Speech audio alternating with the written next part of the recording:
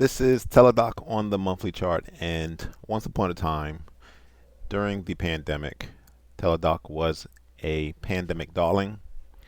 But since the markets and the economy opened up several years ago, it's been a straight downward trajectory for the stock. And the line of the sand, or the last defensive line in the sand, was near the $23, $24 level. And back in September, price collapsed. And when it did, it meant more downside pressure. However, this did not stop one investor from buying shares, or should I say, buying the falling knife.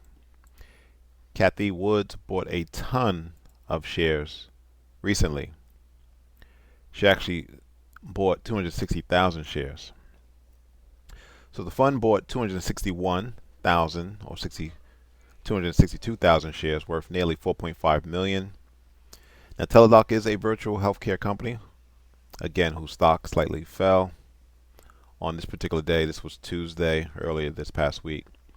The purchase made by ARK's flagship Innovation ETF boosted the fund's total Teladoc holdings to just shy of 12.4 million, worth roughly 210 million, or 2.7% weighted in her fund.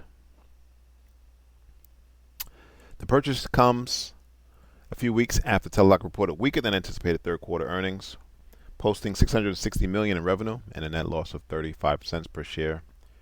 The street was anticipating 664 million in revenue and a net loss of 37 cents per share. Here's what the CEO had to say. We're disappointed with the valuation of the stock today, which we don't believe adequately reflects the value we are driving today and will continue to drive in the future. We also know that there are significant opportunities to add value through improved business performance. He goes on to say, we are accelerating our efforts to ensure that our business is operating as efficiently as possible in order to drive profits growth at a level that is meaningfully higher than our revenue growth over the next few years. And they plan on doing that based on undertaking an operational review of the business, which includes a product portfolio assessment and a review of the firm's cost structure. Now, kind of seeing how much in total Cathie Woods and when did she purchase her shares. She's actually been buying the shares going back to pre-pandemic. We're talking 2018, 2019.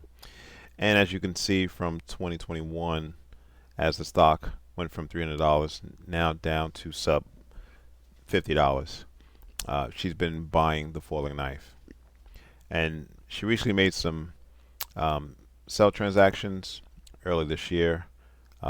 This chart is not up to date as it doesn't reflect her most recent transaction. Nevertheless, it shows that she owns 20 million shares, roughly 352 million, and again, 2.44% of her total portfolio. And this kind of shows she first started buying the stock back in Q3 of 2017. So she definitely thinks that price is going to turn around, but that remains to be seen. Now, I do want to scroll back in time, see this weekly buyer's level. How was it formed? All right. So you have this nice W pattern here. I love it. And this is the meat right here. Now I extended it just to include this basing candle, but be curious to see if she buys more if price continues to decline. Now we do see some basing over the last couple of weeks, so this potentially could be the formation of a bottoming pattern. Not to say price won't make lower lows, but what we want to see is this type of move here, which would be like an accumulation level. Again, the best level to get long is the daily buys level at $12.